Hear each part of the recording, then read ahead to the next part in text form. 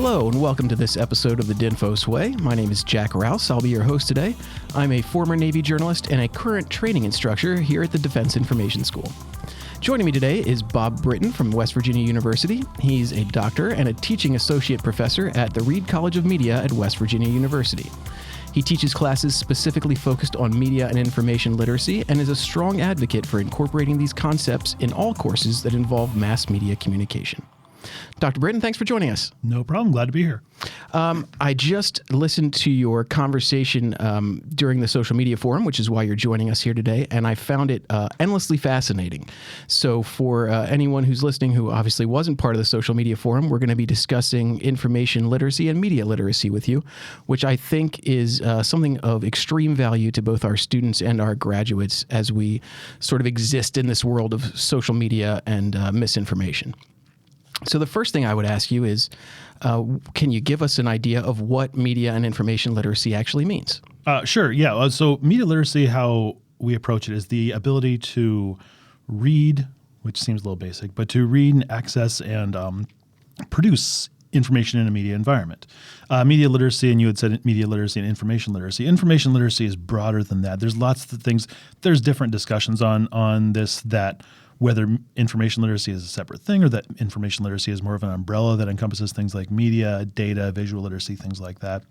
And if you look into the research, you'll see different arguments for that, and that's a good thing, because any robust field of research tends to start segmenting after a while and saying, these things are related versus these things are separate and that kind of thing. But going back to media literacy, again, the idea is both to read as well as produce. And by read, we're not just talking about reading literal texts. This is where it gets odd, because with media, you are often literally reading. You are picking up a newspaper and reading it. And that's true, but I can literally read a newspaper article and not be necessarily literate in it. What we're talking about reading is we're talking about reading things like reading the signs, reading the structures, reading what goes into something like that. It's hard to say without using the word read in two different ways, but when I'm watching a news story about a police issue and three of the people interviewed, or a community policing issue, and three of the people interviewed in the story are police officers and one is from the community, as a non-literate person, I might read that and take the information I'm getting at face value. As a literate person, I might look at that and think, why is the police department more heavily represented in this story than the community is? Or if I'm reading a story about, if I'm viewing a story about the Republican debates, and the people who respond to it are all Republican strategists, as a media literate person, I might say, why am I only getting the perspective of people that have a vested interest in this being viewed as a success, or even not Republican strategists, or they're only pro-Trump contributors? Then I might ask, why am I only getting the perspective of people that come down on one particular side of this issue? And that's where we're starting to get in the realm of literacy. And what I mean when we say reading, there's probably a better word we could come up for it. But the idea that am I looking at what I'm seeing, and am I asking what's included and also what's excluded? I think that's a big part. And how is it included? Those hows and whys, we can't be mind readers, but identifying what goes structurally and thematically into something. It doesn't make you magical, it doesn't give you powers, but it just lets you look at the components and say, why is this happening? Sure. What would you say is the average person's role when it comes to media literacy? Yeah, this is something I touched on in my talk. I think there's a lot more than we realize. We like to talk about the media. We like to say, trust the media, don't trust the media, the mainstream media, that kind of thing. And I mean, that's not completely irrelevant, but we are all culpable in the media unless you are not taking in any kind of online media, any mass media at all.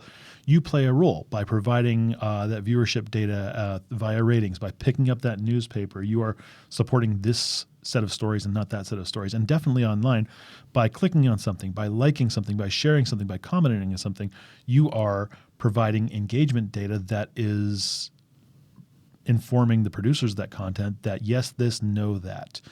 Provide more of this, provide less of that. This kind of thing leads to audience involvement. This kind of thing gets people fired up, whether positively or negatively. You are playing a role. And when you comment, when you post, when you reshare, you're not something that's separate from the media. You are the media there. You are literally contributing in the media and providing information. Now, you might only have 10 followers, but you are still amplifying a signal to an audience, whether it's your original content or whether it's you're sharing something that comes from the New York Times, from Fox News, from whatever. You are playing a role. And I think people often don't take that because we're fond of saying the media. And again, I'm not the same as CNN, and yet I am serving in a media role, and I'm amplifying or diminishing signal depending on what I choose, and I play a role in what I put out there. I'm not free of responsibility for the media environment to which I contribute. I suppose that's why they call it social media. Sure, although sometimes it's more antisocial than that, but yes. Very true. So I would imagine there are probably some severe consequences to having poor media literacy. Yeah, there are, and it's hard because this is a challenge. So this is a movement. I mean, this movement goes back to probably before the 90s, but really starting to call it that you saw in the 1990s. And it's gotten traction a number of times for getting more involvement at the state and federal level and making certain competency requirements and standards and that kind of thing. And then as we've gotten more polarized, the idea has fallen off a bit because it can be treated as an indoctrination, as a teaching you the right way to think and that kind of thing. And there's a lot of things you can lob at that. As soon as we bring the word media into something now, it becomes a battlefield, and that's unfortunate. But I can understand where we're at now, even if I don't care for it.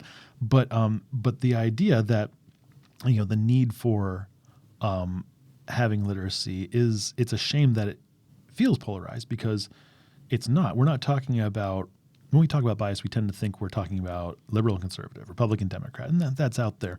But it's really literate in knowing like that where I get my information from is reliable, and I can explain why. Not because it feels right, but because I can say they've shown their work. They've shown this came from there. There are no claims in this story that I'm sharing that cannot be verified. They can't be pointed to and say, yes, this comes from somewhere reputable and this is trustworthy.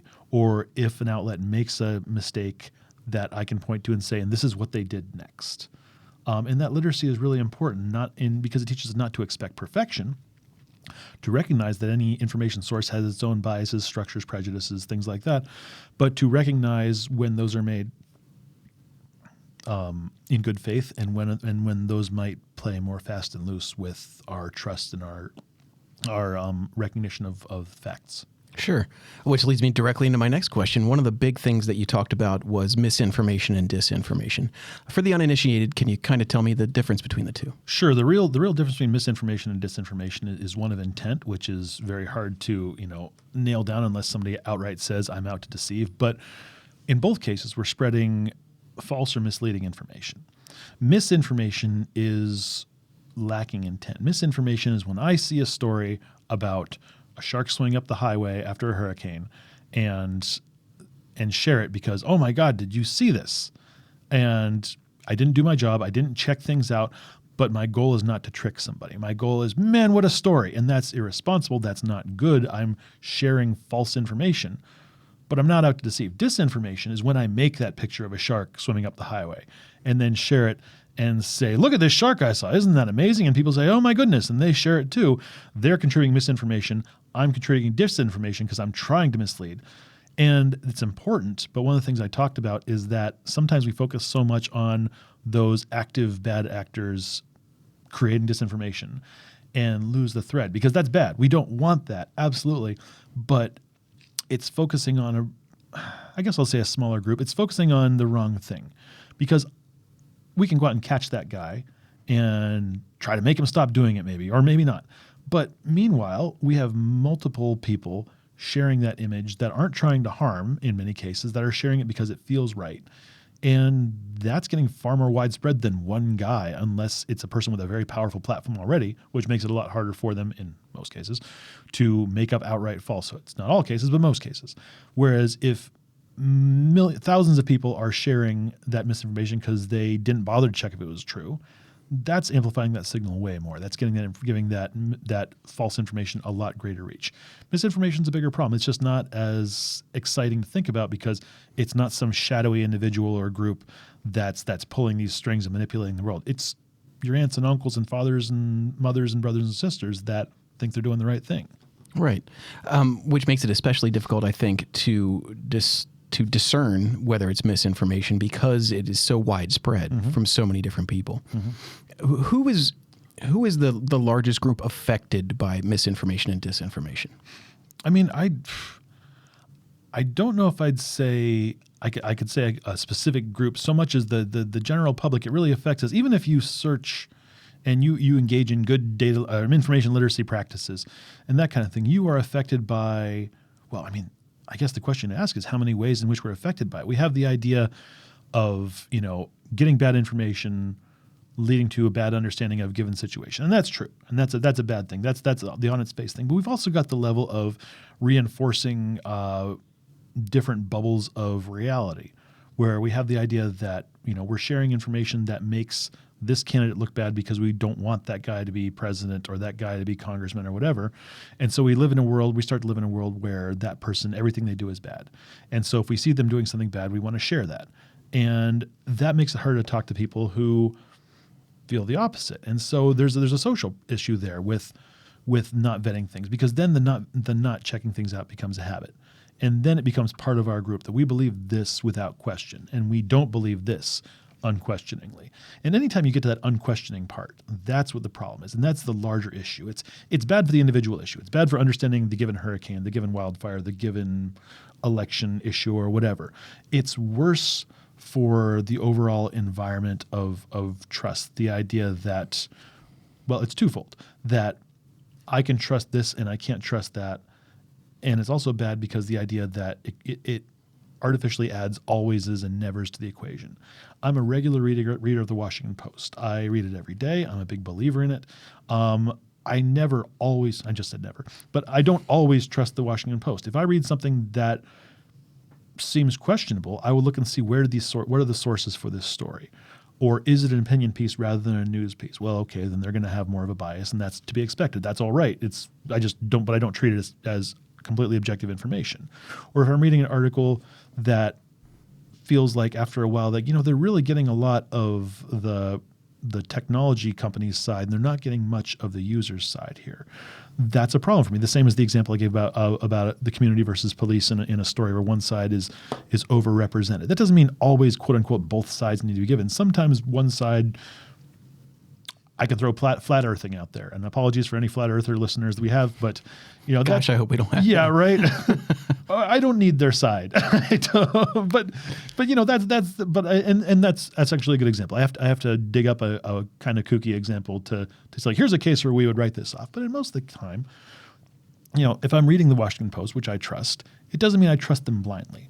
Like if I see an article that feels like, there's a lot of anonymous sources in this article, even though they're saying, well, this is a source close to the president, this is a source close to the president. After a while, it starts to itch because it feels like, right, but if nobody is going on the record with this, I realize it's sensitive on the one hand, and on the other hand, it weakens the credibility of that particular article. The publication as a whole I still trust because they've done right countless times. And when they do screw up, they go on record about where they went wrong, and they do their best to make amends. And what I've mentioned before, but what comes next is as important as what they do in the first place, because a news organization that's in the business of getting news out there quickly is going to, on occasion, get it wrong. And I don't judge on the basis of if they always get it wrong, that's one thing. But I don't go on the basis of have they never gotten it wrong. It's what do they do when they do get it wrong? And going back to the Post, they follow up on that. And that has given me a greater general sense of confidence for them. But I still don't always trust them because I don't think that's what they'd want. Yeah, for sure. It's obvious that media literacy and being aware of misinformation and disinformation are important to everyone, right? Like, this is a overall social problem that affects everybody. But as it pertains to service members and members of the federal government, are there specific aspects of media literacy that you think are especially important for them?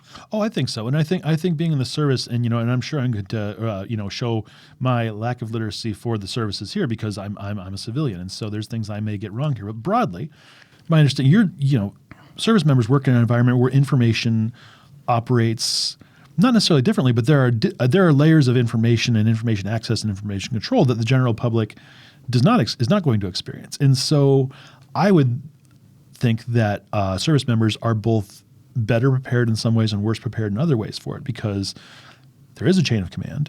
There's a way of you do this because, this is the order, you follow these directions, that kind of thing. And so there's certain kinds of trusts that are necessary that you're trained for in the service.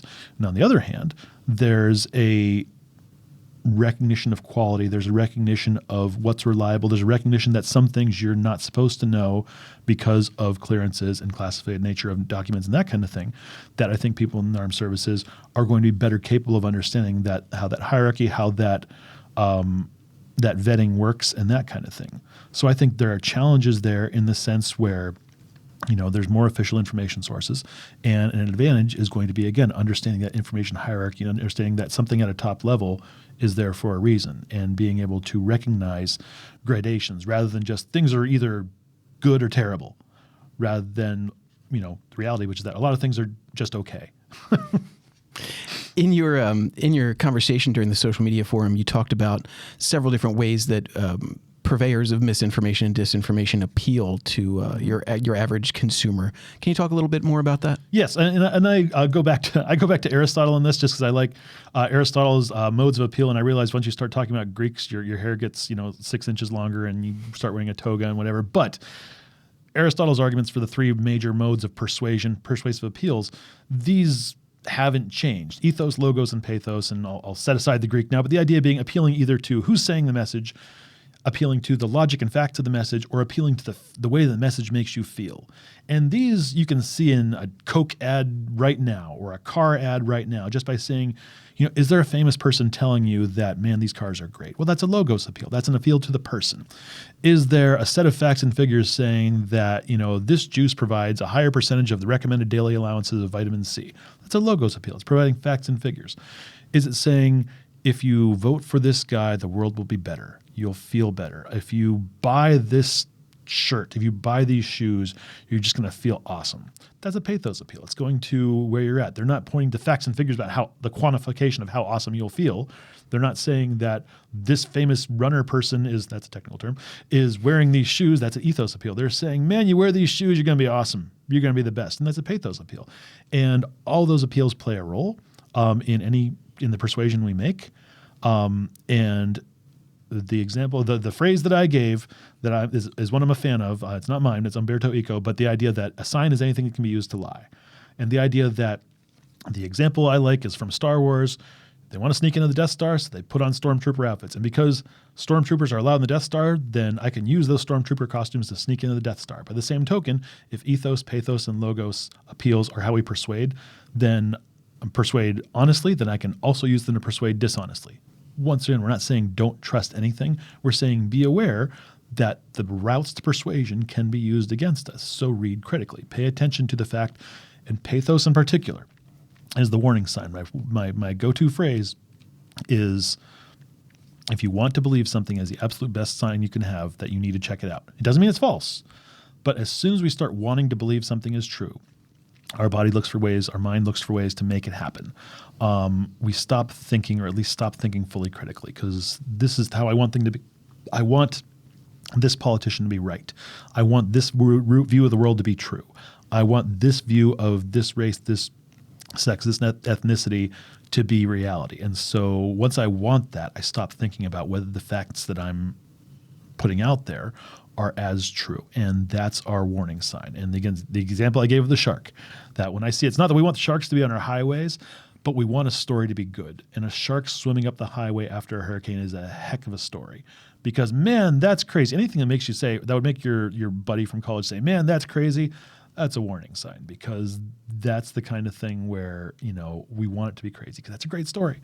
And we might play a little faster and loose with the facts, whether it's sharing celebrity deaths that didn't happen, or politician flubs that might be exaggerated, or video clips that might be a little cherry-picked, anything like that. You might love a picture that shows, Joe Biden or Donald Trump looking stupid, but, maybe it was a windy day that day. Maybe it's not what they actually went into the meeting looking like.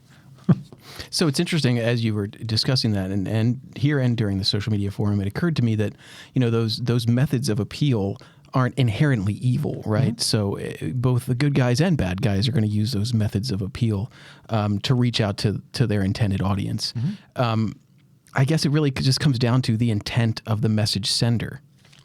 Are there ways that you would tell people to determine whether something is misinformation or disinformation?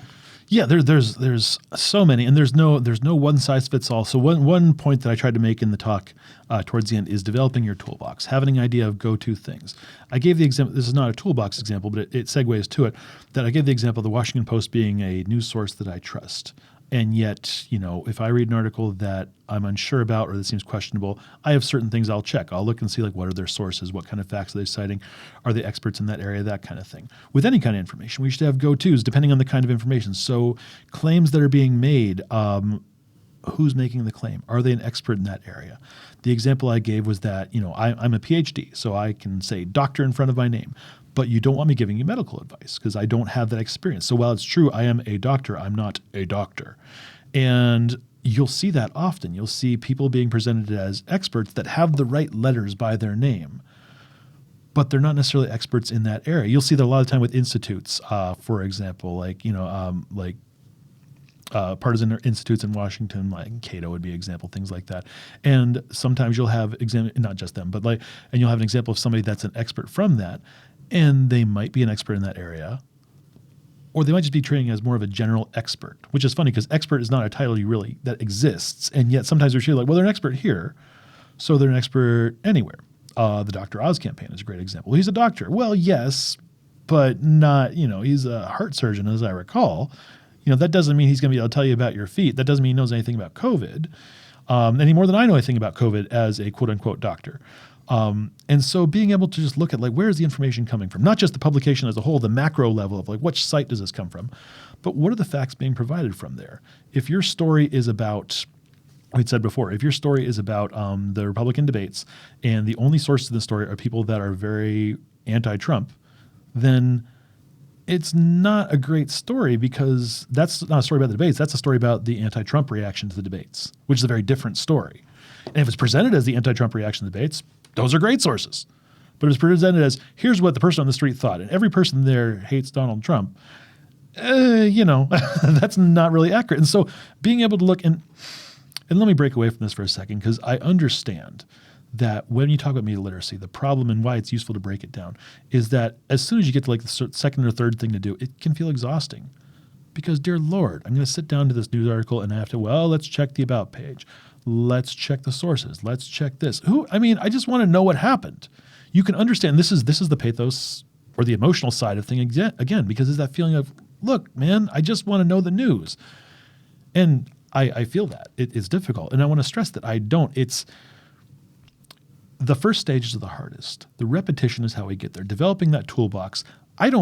So one of the examples I give in the session is using Google reverse image search to see the provenance of an image. Where did this image that seems compelling come from? And we find out that this image actually came from 10 years ago and it's being presented as something that just happened.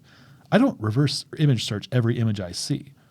What I do is I've been doing this for long enough that I've developed my sense of smell that when an image seems like, man, if I want to believe it, there's your gut check once again. If I want to believe, man, that image is compelling, I better check that image out.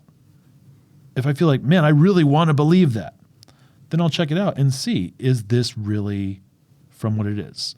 Does the newspaper provide or the publication provide enough information on this? But so it's not about, it can be a little daunting, but it's really about just having that toolbox. I don't check Snopes or PolitiFact or reverse image search or all those tools that I listed for everything I run across. That'd be exhausting. You'd never get out the door.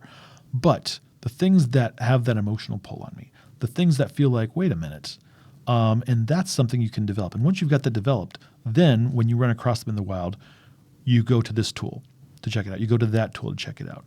You don't drag your whole toolbox around with you everywhere, but you know where your tools are at. And hey, I need a hammer today. I need a screwdriver today. I can leave the wrenches at home. It isn't not a wrench story. The metaphor is breaking down, but you get the idea. The point is a little bit of work because you got to train yourself. But what's the payoff? The payoff is to not be constantly wrong. The payoff is to feel confident in the information that you're sharing and putting out in the world as, I'll say it again, a member of the media via social media. You are sharing information. I would hope you would want to be sharing information correctly, not just because it makes you feel good. Yeah. Since our online existence has sort of increased and taken over the majority of what human beings do at this point. I mean, my iPhone tells me every day how much time I spend online, and every day it disturbs me. Would you say that the appearance of misinformation and disinformation has increased over time? And have you seen any specific times that it has peaked? Okay, so I would say, first of all, I mean, it's the short answer is yes, it's increased. I mean, it has to have, but the thing I'm not sure of is whether it's a greater proportion of information. It's absolutely increased because there's more information as a whole, because there's more channels available to us. The same way as the amount of information and probably disinformation increased with the advent of radio or television or with the internet, just making more channels available or allowing more people to access those channels in the case of social media on the internet, that's putting more information out there. By nature, I would expect there would be more disinformation because there's more information. Whether it's a higher proportion, I would lean towards probably. And I would wager that a lot of that is, once again, more misinformation than disinformation, people believing things half-cocked, people believing things so they want to believe them, people sharing because, in some cases, wanting to create the world that they wish as they wish it was rather than as perhaps it actually is. So I would wager, yes, I couldn't quote you a number for that, but there's definitely more disinformation because there's more information. And this is another reason why it's daunting, because we are confronted by so much that we shut down. There's a reason why writing a headline is so important. It's always been important, but now in particular, because that headline, for most of the information I take away, that headline or that social media post is going to be the only bit of it I see. Not because I'm apathetic, I teach journalism, but because it's just a wash of information coming across my feed every day. I need selectors to get there, and I need that information, those headlines and posts that I see, to provide enough information that I can scan past them, which doesn't sound great for a news outlet, but that's why I follow that news outlet, because they write write headlines that I can trust in most cases. And then if I need to check that out, then I'll click into it. I know it probably sounds like I'm advocating, just look at the headline and moved on. But the point is, like, I'm scrolling through and those headlines give me an idea of what I need to know about my world today. And then things I need more depth in, those are the things I follow through on. It's why good writing at that micro level, just that headline, just that header, that post, whatever, is so critical right now, because we're confronted with so much information. And if we assume, I hope this isn't naive, if we so assume that most people want to be on the side of the angels, that most people want to be doing things right. Even they're sharing misinformation. A lot of people are doing it because they think they're advocating the right cause. The road to hell is paved with good intentions. But if we accept that intent at the very least, then there's a place we can reach people on that. It's like, do you want to be right or do you want to feel good? And we do want to feel good. Let's be honest about that. But I'm still of the mind that, like, most people want to, not necessarily being right, but want to get it right. And that's the finer hair to split, which is that, do you want to be right or do you want to get it right? Because being right is kind of a feeling. Getting it right is something I can point to and say, yeah, and this is what I did to get there. Sometimes even getting a story wrong can involve getting it right in the sense that I did everything right and it turned out the person talking to me was lying. But I did everything I could possibly have done. I can confidently say, even though I have to retract the story, make a correction, whatever, that I don't regret anything I did because I followed the path I should.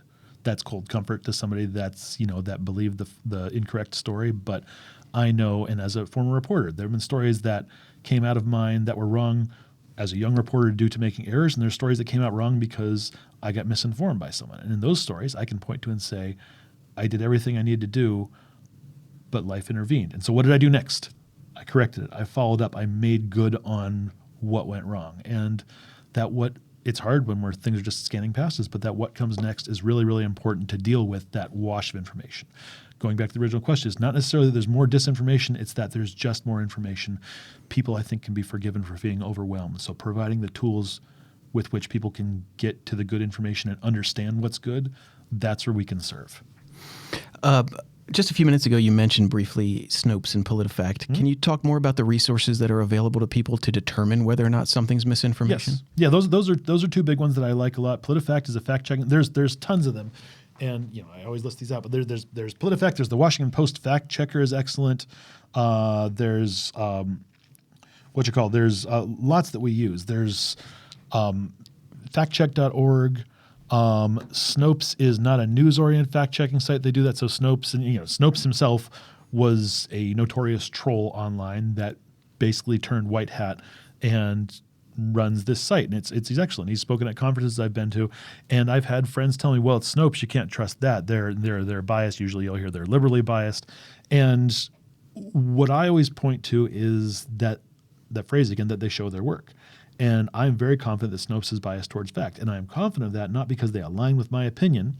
I've read checks on Snopes for things that I really, really want to be true. And they're not. And I grit my teeth, and there's that itchy finger that still wants to click the share button. And I just said, nope, that's not true. You can't get away with that. Like, well, it might as well be true. And that's why I like them, because they've told me truths that I don't like. But it's not just what they tell me. This is the same as the Washington Post thing. This is the same as we don't blindly trust anything. That doesn't mean you don't trust anything. That blindly is critical. When I read a Snopes article, when I read a PolitiFact article, when I read a good fact-checking site article, I look and see where do they get their information. If I'm in West Virginia, our Senator's Joe Manchin. If they're checking a claim about that Joe Manchin made, the first thing I want to see is, did they reach out to Joe Manchin? And I know for a fact they did, because I teach the class that pairs with PolitiFact. And it's not going to get published if they didn't reach out to Joe Manchin, even if they say no comment.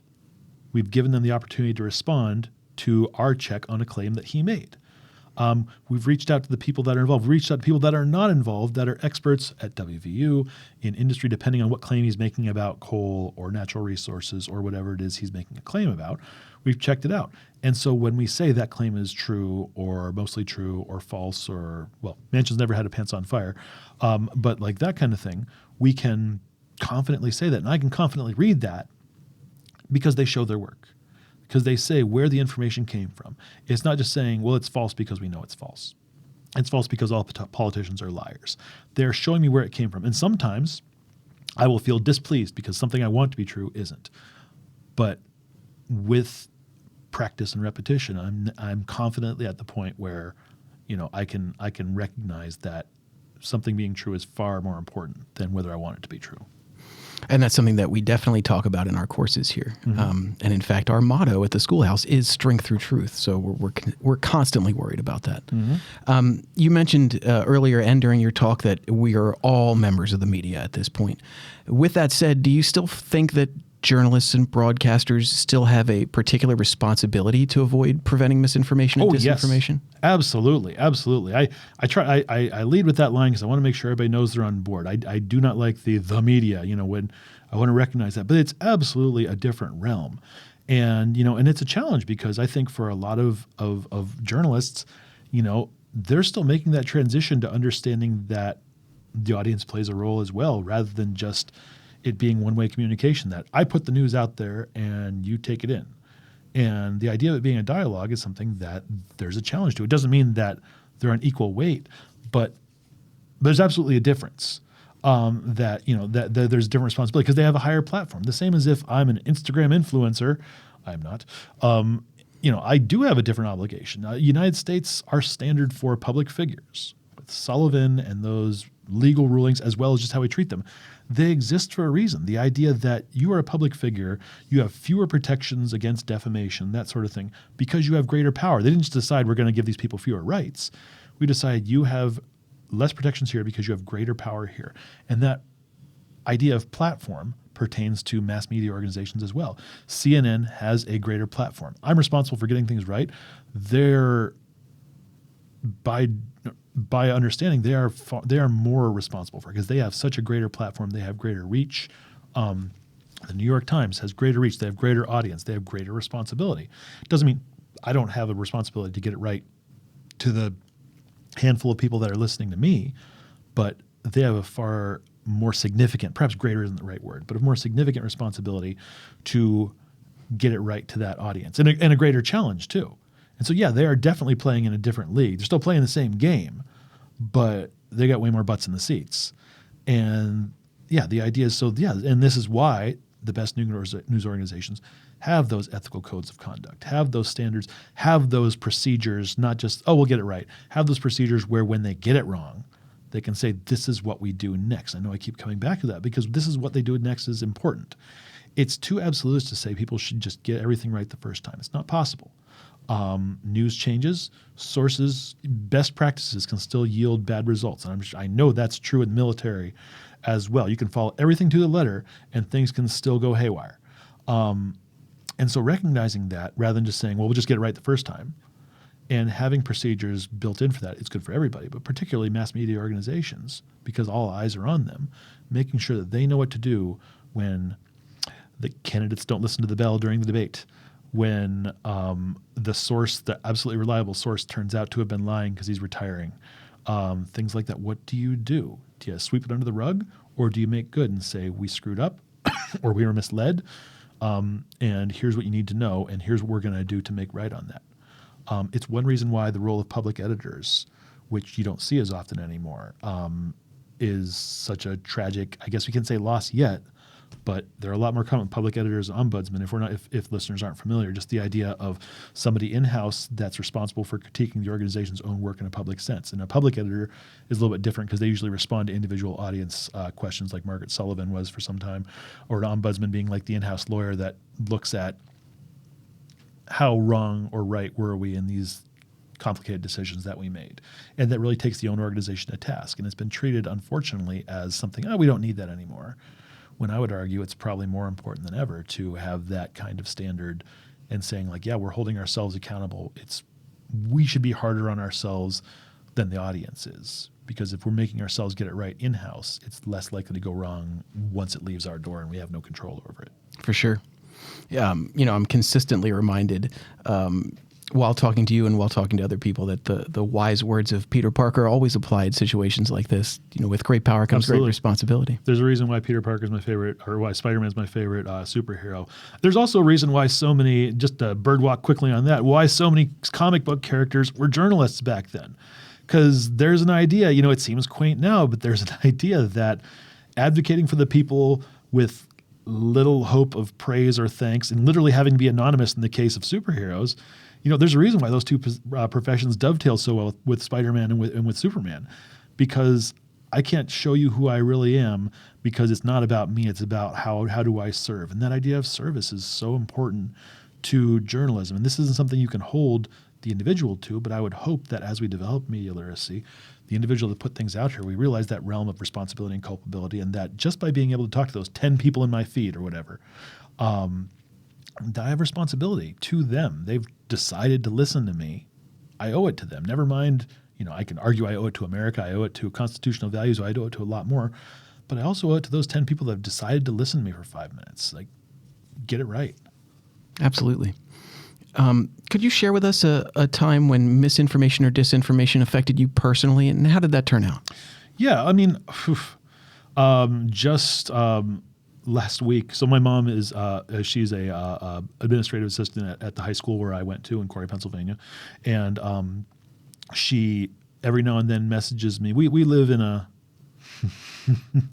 we live in an area that can play a little fast and loose with facts, and I'll have my friends in my high school feed that will share things that they swear are true, and I've kind of gotten to the point where I don't correct that anymore, because it's not I'll throw up my hands and say, oh, it doesn't matter.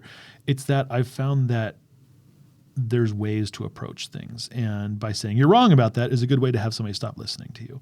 And so by identifying what I found to be far more successful are things like, where'd you get that information from? Why do you believe that? That kind of thing. And it's engaging in more of a dialogue, and it's not perfect, but it does help. And so to get to your question, my mom periodically will send me questions from people or questions about things that people with her insist to be true. The most recent one, and this is funny because this is a couple years old now, there was a story that made the rounds in 2021 that it's a great example of wanting to believe something to be true for reasons of people insisting that kids in their kids' school are being allowed to use litter boxes in the bathroom. And the claim that comes through every time, because you'd say that this isn't true, and the claim that will come through every time is, no, my kids said they saw it, which I don't know all children, but I want to say, have you met your own child? Do you believe everything your kid tells you? But or another parent told me this. And my mom wrote, she said, I know this is true. She's learned. She said, I know this isn't true, but can you show me, which I appreciate, said, can you show me, where it's been covered this isn't true? And I provided her some examples, but I also said, what's preposterous there? And it just shows how far the wanting to believe something is true. It's not that people want to believe that there's kids using cats or kids using litter boxes. It's that people want to believe that everything's terrible. There's people that want to believe that, isn't this preposterous? And then they work backwards from there to find something to believe. And it's amazing that people in a public school system would believe that an administrative decision to allow litter boxes in bathrooms could be made in a public school, and the principal would not make a statement about it because this is public. It would have to be on public record. It would have to be. It's not a private school. On its face, it's ridiculous. And it is not true. Flat out not true. And yet it keeps coming back. This is 2 years now that it's come up with. And it's not a situation I can happily report a resolution to, but I am glad that I'm fortunate that my mother has never been in this camp. Maybe she's just decided she didn't want to have to deal with me being annoying. But my mom has always, been pretty level-headed about stuff and willing to question. But what I appreciate is that when this came up, because I know she probably felt that tug because she's not different from her friends in many ways, but she felt that tug of like, well, what if it is true? Wouldn't that be something? She watches a lot of Today Show, where you get those like moral panic stories.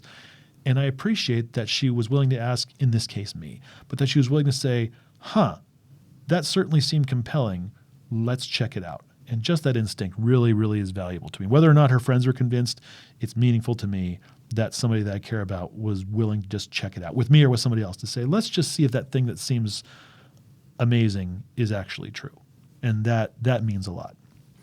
We have talked about so many things during this conversation. Is there any specific tips or advice that you haven't shared yet that you think our listeners would find particularly useful? I mean, I'll go back to my favorite phrase, which is that if you want something to be true, check it out. It's just always, always. And I think to broaden that, identify as many ways as possible of checking things out. And I want to stress, not so that you're doing these with every story. That's impossible. You'd never get out the door. But have go-to strategies, because this is where we habituate. The same as in your life, you have so many go-to strategies. Like you have the pop machine that only works if you smack it on the side. Well, after the 5th or 6th time, you don't think about it. You just smack it on the side. It's just you're habituated to that now. And that habituating to good media habits, it takes a little bit. The same as like learning to wake up early in the morning or go for a run every day. Yeah, it's hard at first. Pick something little. Find an area where you've gotten fooled in the past, or maybe something that just irritates you, and just habituate yourself. You'll find that it becomes the norm because you're not going to have to check every story. But once you're habituated, like when I'm not sure, I just click the author's name, and it turns out that author doesn't exist. Or I click on the About Us page, and it turns out there's no information there. Or I'm on Twitter, X, and I just click on the profile, and it turns out that account was just created a week before, so it's probably not a legitimate thing. But in all cases, developing those micro habits that you're not using every time, but you're developing those habits that then when I'm curious, I check. And then you're going to feel so much better because you don't have that, just like in any environment in your life, you don't have that what do I do now feeling. You know what to do. And you can act. And you can do something, and you're taking that power back. It's not just there's all this information and I'm just adrift in it. I have strategies for checking things out. And that gets to that idea of like, I'm not getting fooled. I can feel confident when I share something, which is a good feeling because I know that if anything that I felt questionable about, I checked out. And the worst part is sometimes it means having to let things go that you really want to believe. But that's the other side of it. But if you're able to let go of the things you want to believe because they don't check out, that's as good a thing as I could ask for anybody to get to. Just be willing to let go of the stuff you desperately want to believe, even if that shark in the highway looks really, really awesome. Dr. Britten, thank you so much for joining us. I think that this topic is incredibly useful for our students, for our graduates, for anyone who listens to the program. And it's not a topic that's covered enough because it's something that we deal with every single day. You may not read a newspaper every day or watch a TV news report, but everyone is on social media every single day, and there's so many aspects of the things that we look at that we need to question more. And I think that you did a really great job of explaining why that is during the course of this conversation. And I really appreciate that. So again, thank you so much for being here. Thank you. Thank you for having me on.